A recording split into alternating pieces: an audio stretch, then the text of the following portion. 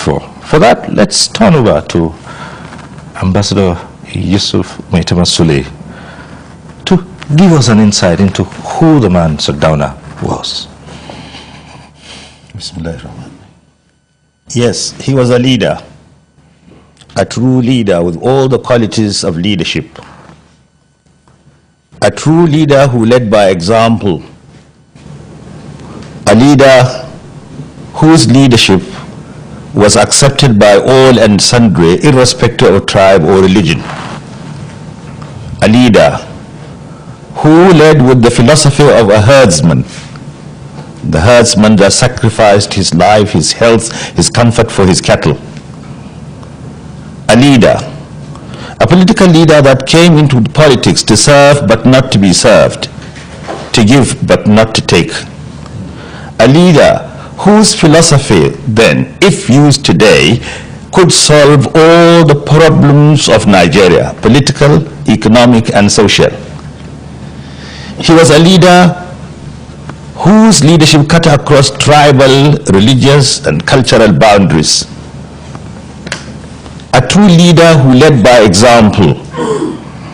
A leader who believed in division of responsibility. He believed that some people are destined to be rulers, some are destined to be workers, some are destined to be this or that, and each has to keep to his own sphere of responsibility. He used to tell us in those days, and that was what made him great, that you cannot do two things at the same time. Any of my ministers that wants to go into business should resign his appointment. I will encourage him. But you cannot do two things at the same time. You cannot be a minister and a businessman at the same time. That was Sardauna, a leader who studied the problems of his own people and worked to solve those problems. Yes, that was Sardauna. His greatest achievement is something that we should learn today. Sardauna, under his leadership, had all northern Nigeria, all the tribes of northern Nigeria united. There was no question of religion or tribe or status. No. One day, if I may tell you this small story, the Sardauna went to the King's Way to do shopping. He met some students and he asked them what they were doing. They said they were window shopping. Then he said, let each one of you go and pick one item, I will pay. They did. And he asked his servant to go and settle the bill. Unfortunately for him, the servant, he asked one of the boys, where do you come from? What tribe are you? When Sardauna heard this, he said, don't ever ask such questions. He is my son. It doesn't matter where he comes from. I am his father. If you ask such questions again, I will dismiss you. That was Sardauna. In those days, people in the north did not call themselves by the names of their tribes or religion. They were all Yang Ariwa, northerners. Right. That was the Sardauna. Right. A great leader. What happened along the lines? Today, are there cracks? Are there no cracks? How did the cracks come about? Could we sit back today and say the Ariwa that the Sardauna talked about is the Ariwa today? No. Today, we are no longer what we were. What is happening today is not in our character. The norms and values left by Sardauna and our founding fathers are no longer with us. They are not with us. Today, as I have often described the situation, the institution of family has broken down. The respect for elders and constituted authority, which used to be our cardinal principle in our society, is now at its lowest ebb. Honesty, why it does not pay, has become meaningless.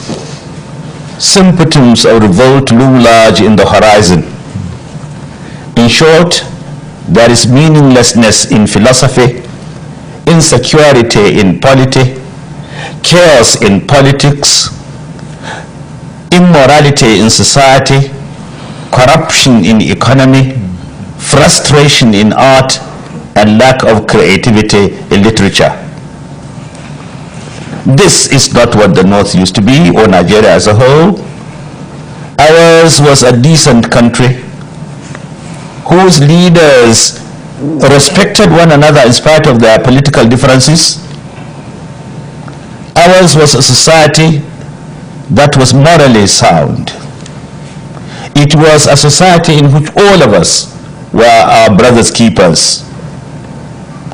It is not the same today. Perhaps some people say we have been brainwashed by our erstwhile colonial masters. It is true to a certain extent, but we are to a very large extent to blame, because we are masters of our fate. We should be captains of our soul. Today, as I have said, we are no longer ourselves. Our cultural values have been thrown overboard. If a people lose their culture, and Sardauna was a man of culture, and that was why he organized the annual cultural festival. It started from the north.